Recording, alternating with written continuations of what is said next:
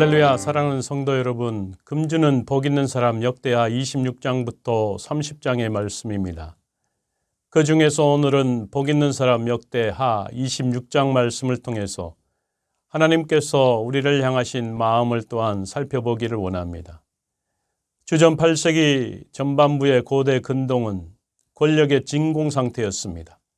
당시 막강한 군사력을 지닌 아수르 제국은 내부 문제뿐만 아니라 먼 팔레스타인에서 온 대적에게 몰두하고 있습니다.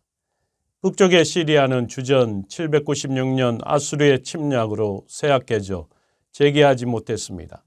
비록 역대기 저자는 우시아의 동시대인 여로보암 2세의 통치 아래 누린 북이스라엘의 번영을 기록하고 있지 않지만 그의 성공은 남유다 왕국에서 우시아가 성공할 수 있는 주된 원인이 되었습니다.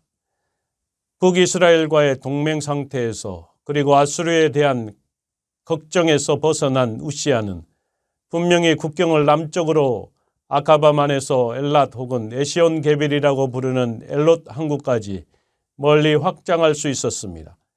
그리고 솔로몬에게 불을 가져다 준 아프리카의 무역을 재개할 수 있었던 것 같습니다.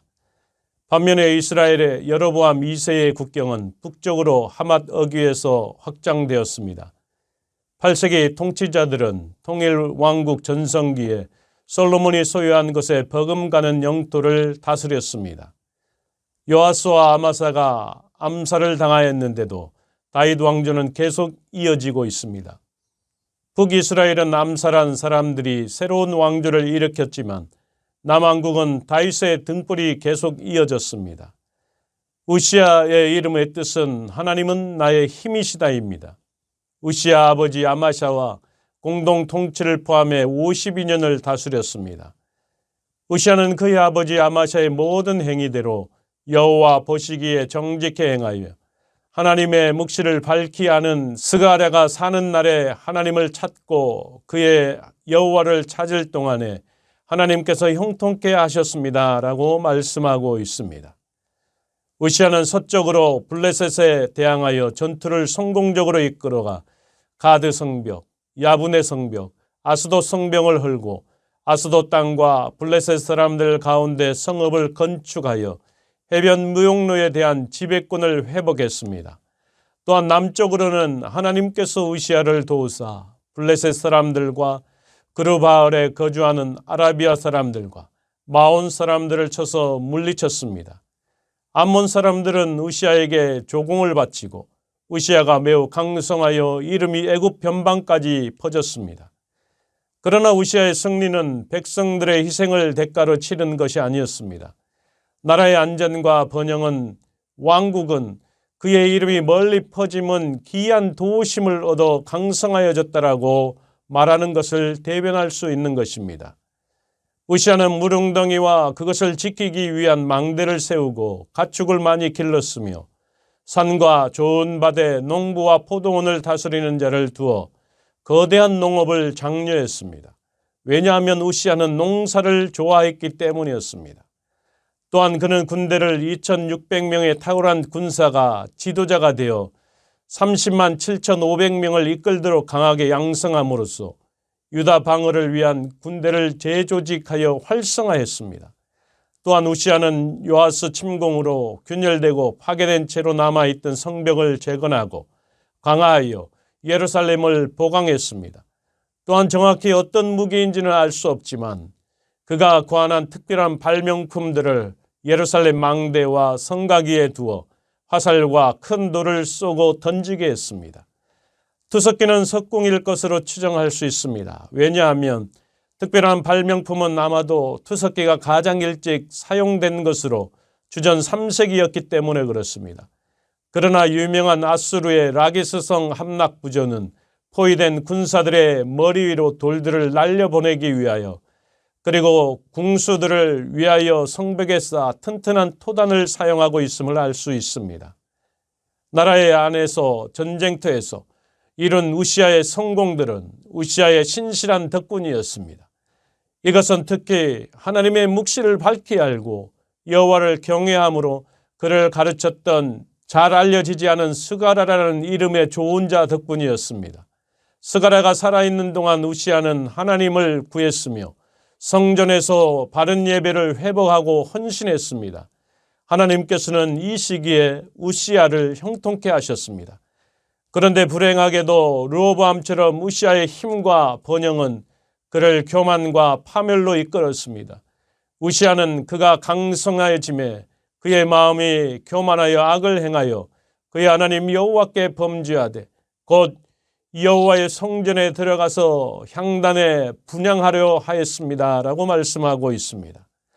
제사장 아사랴가 여호와의 용맹한 제사장 80명을 성전으로 데리고 들어가 우시아의 왕에게 여호와께서 분향하는 일이 왕이 할 바가 아니고 오직 분향은 구별함을 받은 아론 자손의 제사장들이 해야 할 권위를 침범했으니 성전에서 나가라고 했음에도 불구하고 그는 분향하려 했던 것입니다. 우시아가 향로를 잡고 분향하라고 제사장에게 화를 내려고 할 때에 그의 이마에 나병이 걸리고 죽는 날까지 나병 환자가 되어 별궁에서 지냈다라고 말씀하고 있습니다. 우시아의 죽음 후에도 그의 병은 그를 따라다녔습니다. 우시아는 나병 환자라 하여 왕들의 묘실에 접한 땅 곧 그의 조상들의 곁에 장사되지만 다윗성에는 들어가지 못했다라고 말씀하고 있는 것입니다. 역대기 저자는 아모스의 아들 선지자 이사야를 통해 우시아의 생애에 관한 기록했다고 밝혀주고 있습니다. 우시아의 비극적인 내용은 왕이 지닌 권력과 특권에 대한 왕과 제사장 사이의 의견 대립을 반영하고 있는 것입니다. 그러한 갈등은 이스라엘만큼이나 오래되었던 것입니다. 한편 왕권은 고대 이스라엘에서 분명히 신성한 의미를 가졌던 것입니다. 시편 2편 7절에서 왕의 대관식에 대해서 선포하고 있습니다. 내가 여호와의 명령을 전하노라. 여호와께서 내게 이르시되 너는 내 아들이라. 오늘 내가 너를 낳았도다라고 말씀하고 있습니다. 실제로 시편 45편 6절에서는 시편 기자는 왕에게 연설하면서 하나님이여 주의 보좌는 영원하며라고 말씀하고 있는 것입니다. 그러므로 왕들은 이스라엘의 예배의 중요한 역할, 심지어 제사장으로 행동할 수 있다는 것은 조금도 놀라울 것이 없는 것입니다. 의미심장하게도 우시아처럼 다윗도 번제와 화목제를 여호와 앞에 드렸습니다. 또한 솔로몬도 성전 봉헌식에서 화목제의 희생을 드렸고 여호와의 성전 앞뜰에서 번제와 소제와 감사 제물에 기름을 드렸다라고 말씀하고 있는 것입니다. 여로보암 역시 제단 곁에 서서 분향했습니다. 또한 아하스 왕은 다메섹에서 돌아와 제단을 보고 제단 앞에 나아가 자기의 번제물과 소제물을 불사르고 전제물을 붓고 순제 짐승의 피를 제단에 뿌렸다라고 말씀하고 있는 것입니다. 다른 한편으로는 사무엘상에서는 사울이 길갈에서 스스로 제사를 드렸을 때에 사무엘은 왕이 망령되이 행하였도다. 왕이 왕의 하나님 여호와께 왕에게 내리신 명령을 지키지 아니하였도다. 지금은 왕의 나라가 길지 못할 것이다라고 경고했습니다. 왕과 제사장의 역할에는 논란의 여지가 있습니다. 그러나 역대기 저자는 어디에서든지 제사는 아론의 혈통의 제사장들에게 제한되어 있다라고 말씀하고 있는 것입니다. 그래서 다윗 장막과 솔로몬 성전의 봉헌을 기술할 때에 심지어 이들의 위대한 이스라엘 왕이라도 제사장처럼 행동하는 것은 당연히 제사장의 권위를 요구하는 왕은 징계된다라는 것을 보여주고 있다라는 것입니다. 그래서 역대기 저자는 우시아의 나병은 현실이며 당연한 결과이고 영적 교만의 결과였다라고 확신하고 있습니다. 우시아가 하려고 시도했던 제사장의 행위, 즉 분향은 이단적인 왕 여로보암과 아하스에게 돌리고 있는 것입니다. 고라 반역에 관한 제사장 이야기에서 고라와 그의 레인 추종자들이 여호와 앞에 분향하려 했던 시도가 그들이 영락하게 되는 원인이 되었습니다.